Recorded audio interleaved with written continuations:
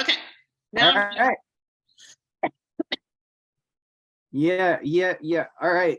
Tina, thank you again for coming on to the podcast this week. I really appreciate you with this consistency and bringing you back on here. So I love seeing your face. I love seeing your energy and the things that we can do. So, how was your week? How did it go with you over there? so this weekend I was so bummed the Bengals lost. I'm originally from Indiana and Okay. an hour from Cincinnati, Ohio. So I mean, we were on it this weekend. My family, my friends were like, Bengals, Bengals, Bengals. Oh my gosh. And I don't want to be a sore loser, but at It the was end, that whole ref thing was definitely not in our favor. No, it wasn't. And that last call, I think, where the guy was hit him for the excessive, like he pushed him out of bounds. I would have done the same thing, I think, because it was the momentum that was pushing him that way, and he was making sure that he was pushing him out of bounds. So I don't know. It was a great game either way. I think the game was actually absolutely amazing. I did catch the fourth quarter there. Amazing game all the way through. I just kept I kept yelling. I was so excited about it. It was You and me Jericho. both. Yeah, no. Like they could hear us, but we were still yelling at the TV. I didn't know how many other hundreds of people. I know, right?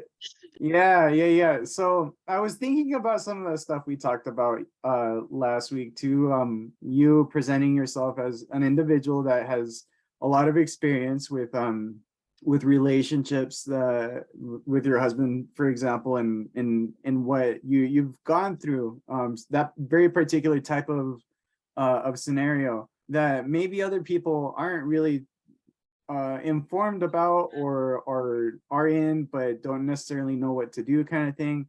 And I was hoping that maybe we could go over some of the information that you've used or strategies that you've used in that type of relationship that have helped you. Okay. And yeah, because I think that would be very informative for our viewers, that they get some kind of voice that they can kind of look towards when it comes to this type of relationship. So Absolutely. So for me, the hardest thing was that I wasn't believed. Um, tend to be intelligent people and so successful. My ex-husband was very successful in the work that he did. Excuse me, I got a little bit of an allergy. I may cough through part of this. But early on in my marriage, now I was married for 30 years. I'm 53 years old now. Yeah. But early on in the marriage, I knew something was wrong. And it was a joke that wasn't funny. For the first Yeah, 10 years of the marriage, it was as if it was me, him, and a marriage counselor. right. The thing was, it didn't make sense. Like what I was describing that was happening at home, the man that the counselor saw and what they saw through his work, because he was successful. Right. I was the one that had the problem. I was the one that was not being fair. I was the one. So it took a long time. We actually, because I was in small town USA, and Right. we moved to Hong Kong. And it was when we moved to Hong Kong for work, and then I taught in the international schools, that we got to a doctor that recognized that he was on the autism spectrum. At that point in time, it was called Asperger's. Got it.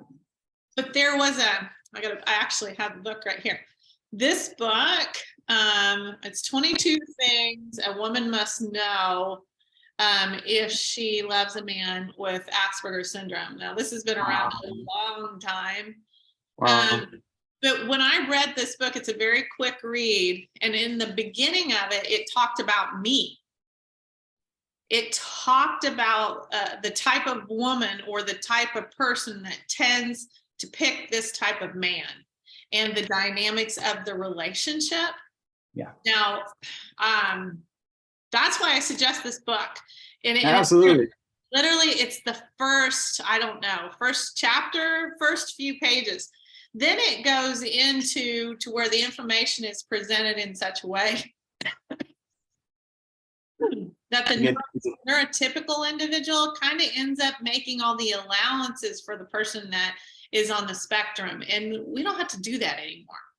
right. We now have enough knowledge and enough help and enough strategies that the autist, the person that's on the autism spectrum, can now take responsibility and move into a place where they can emotionally connect. That takes time. Wow. It takes work, but Yeah. it's possible. So we now go to marriage counseling, and both people be given equal responsibility. And then I have a good friend, her name is Danielle Huff, and we run a support group for these type of relationships. And I can send all of that to you. Yeah, Brian. I would love to get that information so that we can post it on the comments section for our viewers. That way, if there are people out there that are trying to reach out and know a little bit more about what this would look like, or what you've been through, and get connected that way, that would be awesome. So please do send that information over. There is an aspect of this that really causes the trauma, and it's the neurotypical individual is not believed. And there is a name for this. It's not popular. You don't hear it very often, but it's called Cassandra Affective Deprivation Disorder. I think I've heard of that, actually. And the reason it's Cassandra, because she was the Greek goddess that Zeus cursed with. She could only speak truth and nobody would believe her. And so oftentimes the neurotypical individual in the relationship, the person that I was speaking truth. They couldn't relate to what I was saying based on the man that was sitting in front of them in those counseling sessions. Right. So they didn't believe me. And then what causes the biggest problem is the individual that is on the autism spectrum. They don't have a clear identity of self, so they don't believe their counterpart. They don't believe their loved one. And when you're living with that day in, day out, and you're not being believed, you start to question your own sanity. Yeah. Now we have a name for it. It's called gaslighting. Yeah. Back when I was dealing with this in a huge way and not being able to get help, nobody was using the term gaslighting. But that's what we use now. That's how we reference this. And there's more awareness than what there used to be. So the way I'm familiar with gaslighting, though, is the individual that is in a narcissistic relationship. I'm not 100% if that's just used in narcissism, or if it sounds like it might be used in all different forms, because it's an action, right? Like it's an action that anybody could use, kind of thing. So that's something that I've definitely seen, though, and it's something that if I were to relate my story to, I've had a hard time keeping those boundaries in place, especially around family. That it's like it's not been my typical relationship is just like I try to hold on to the relationships more than anything, because I don't know, there's so much there, Tina. Like there's so much stuff that as a kid, it's like I didn't have a father, and then my mom married someone specifically for the reason of me having a father, so she put me first.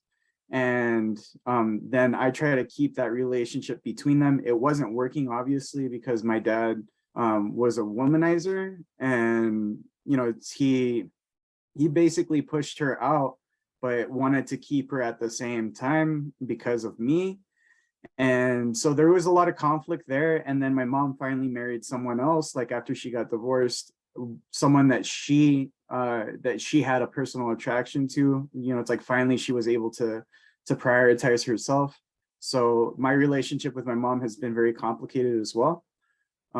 It's one of those things, it's like I do see these things going on with people, and it's very sensitive to talk about, and that's why it's like when you talk about not being believed, like I know what that's like. I've seen my mom go through it too.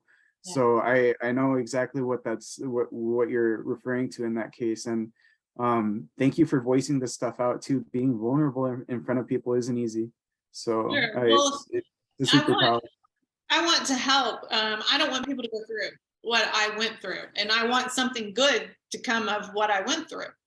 And this not being believed is shoes. I know my own parents, when I would discuss what was happening, at home and what my life was like, my own parents didn't believe me.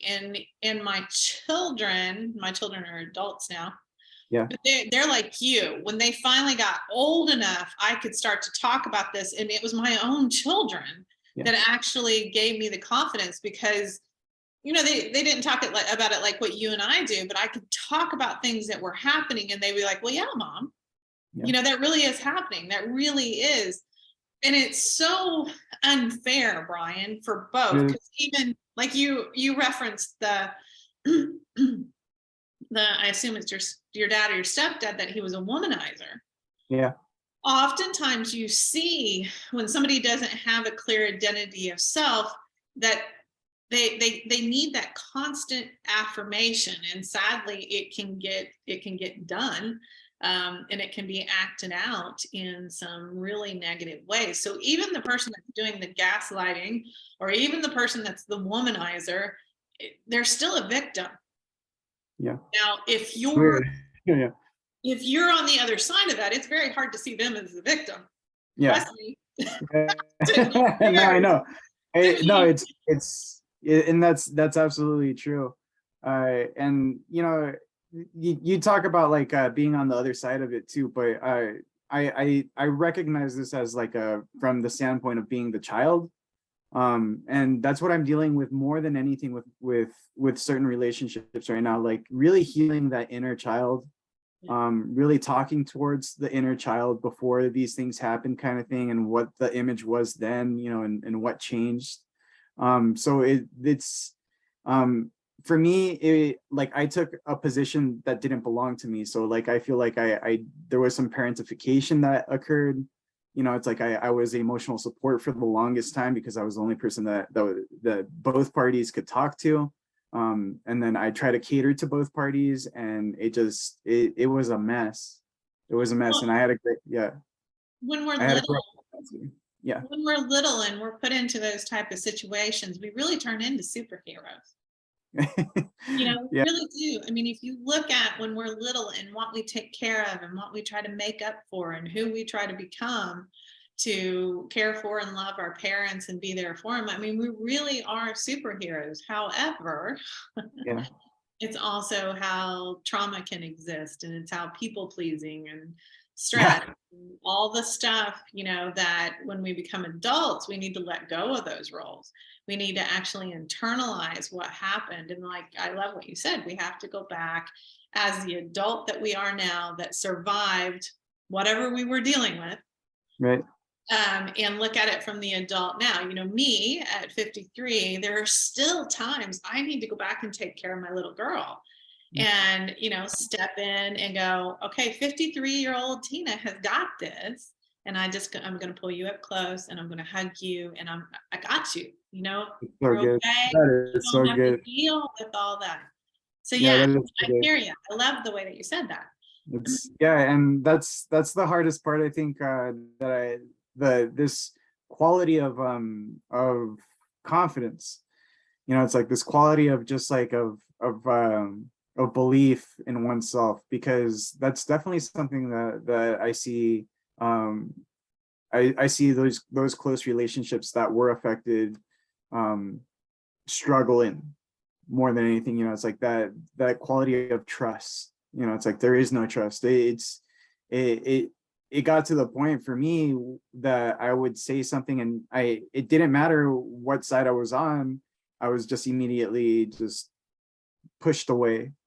And I was like, this isn't normal. Like, why is our relationship suffering in this way? And was it something that I did? So you talk about like internalizing some of this stuff, and I think I refer to it as like mental mastication, like really processing it, having like a a span of time where I'm reflecting a little bit on it. You know, it's like not letting it bring me down, but understanding it more than anything, taking time apart to do the readings that will put me in a position of understanding versus just living through it, you know. And I think it got to the point where I was just like, I was triggered by the way someone was cooking a tortilla. And yeah, no, it's true though. Like they're like, put it in the microwave. And I come, like in Mexico, we cook everything on the comal, which is like on the stove.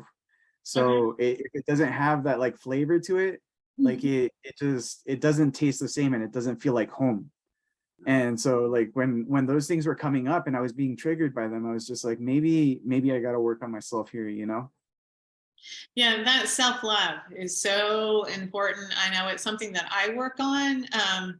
And we've got ways now, I know through, you know, the work that I do and the clients that I have, you know, there are protocols that I actually take them through. And within the hour, we very quickly can let go of some of those childhood traumas. And Nice.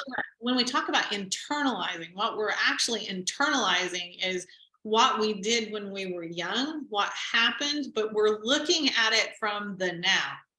So, Okay. so oftentimes in therapy, people will go back and almost try to relive or be in that state when it happened. That's really not possible. Right. You can't do that.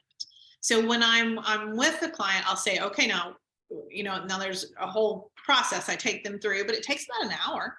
Sure. You know, and then I'll say, okay, now let's look at that situation from now. Let's talk about it from now. How do you feel now? Yeah. So you, Brian, you know, how old are you, Brian? I'm 39. You can't tell with this hat on, but But I'm you, 39. 39-year-old Brian, going back to a specific situation that triggers you and looking at it from here and now, you wouldn't do what you did back then. No. You know, you're like, I'm 39 years old, not Yeah, and it's funny, like the one book that I'm referring to more than anything is called Unlearn Your Pain by Howard Schubner. Are you familiar with that one? I don't know how. So he takes you through some journaling exercises, asks very pointed questions as to what your past is, kind of thing. And those are the very first exercises in the book. And you start identifying a lot of the triggers, and that's always been very helpful for me. But yeah, it's what I started to realize, that these triggers were associated with past traumas. And I lost my aunt when I was like 9 years old. And one of the things that I remember doing was that I knew she was sick. I knew she was like deathly ill. I didn't know she was going to die. And I told my school grade teacher that she had passed away, and if I could sit next to my best friend, kind of thing, right? So I lied to her under the assumption that, you know, it's like I felt like I manifested her death, and I took responsibility of it because she did die. And after I had told the lie to my teacher so that I could sit next to my best friend in class, and that it bothered me for years and years and years. You know, it's like I got into high school and it was still bothering me until like one day I went to my mom sobbing. I was just like, Mom, I feel so guilty for what I said back when I was so young. And I know it has nothing to do with today, but I'm bothered by it, you know? Yeah. And this you know, it's like it still affects me through the way that people cook their tortillas, because my aunt was always in front of the stove cooking the tortillas. And there's one very particular picture with the tortilla in her hand, you know? So yeah, it's those things, you know, it's like really identifying your triggers, really getting down to the nitty gritty and doing the work. And that's one of the, I'm privileged. I'm really blessed to have parents that actually cared about that. We call it the internal work, and it deals with like Gurdjieff and Ouspensky in the Fourth Path. It's a form of psychology that's been around turn of the century kind of stuff, but it's not common. So not everyone knows about it. Yeah, and we do. I mean, you know, you and I've mentioned this. There's an up leveling. There's a consciousness that's actually occurring right now, and so we're pushing and we're asking and we're wanting answers in a very different way, and we're wanting these things to happen quickly. I've said this last time. Those Yeah. days laying on the psychologist's couch for a few years, and ain't nobody got time for that. Now, that doesn't mean there isn't anything wrong with that if that's what you want to do, but Right. most of us are like, come on, we want to improve, we want to feel better, we want to have, and then the other thing is just that we're having conversations about mental health. Yeah. My goal is, let's get to the point that we're talking about mental health in the same way we talk about going to the gym. Heck yeah, right? Yes. Yes. Because that's so, like, everyone's talking about their physical health, but where's the mental health conversation? Really, truly. Like, it's like I feel that people do shy away from that. And you're mentioning the Cassandra thing, right? And not being believed. And part of that is that, it's like, in self-observation, because it's one of the strategies that I use. In self-observation, I know I veer away from problems. Like, I try to avoid problems in my life. But what about the problems that can't be avoided? Like people that are running away from themselves. I find myself as that type of person. But I don't often talk with other individuals that are willing to address that problem. Not the same way that we're communicating it right now. Yeah, And it's really chill. I know when I work with my coaches, they tell me I'm about 2% of the population, because I realize there's things that I don't know, and I'm like, give me the information so I can fix it. yeah, And then I do it. Now, yeah, it's not easy. I mean, it's no, what you start to realize, though, and this has only happened for me in the last, if I'm totally honest, 2 months. This stuff comes up and you're pretty sure you're going to die or you want to die. No, I'm not being serious about that, but you know what I I mean? get it. It's Yeah, hard. It is. It's But stupid then hard. you start to recognize, oh, it's coming up. This feels awful. This needs to come up so I can address it. I can deal with it. And then there's going to be this huge emotional release occur. And then I get to feel so much better. Yes. And then you do that again. Yeah. Yep. But you finally reach a point to where it's like, okay, this does not feel good. I really do compare going to the gym. I don't like lifting weights. That doesn't Okay. feel good. And then I'm sore the next day. It's like, but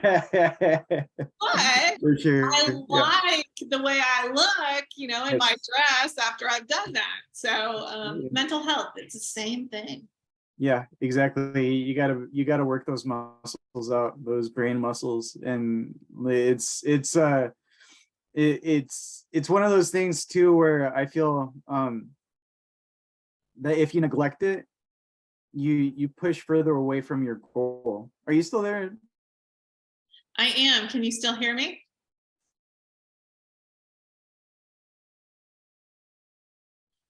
Brian, you froze up on me. It looks like it got stuck for a second. Are you there? Yeah, I'm back now.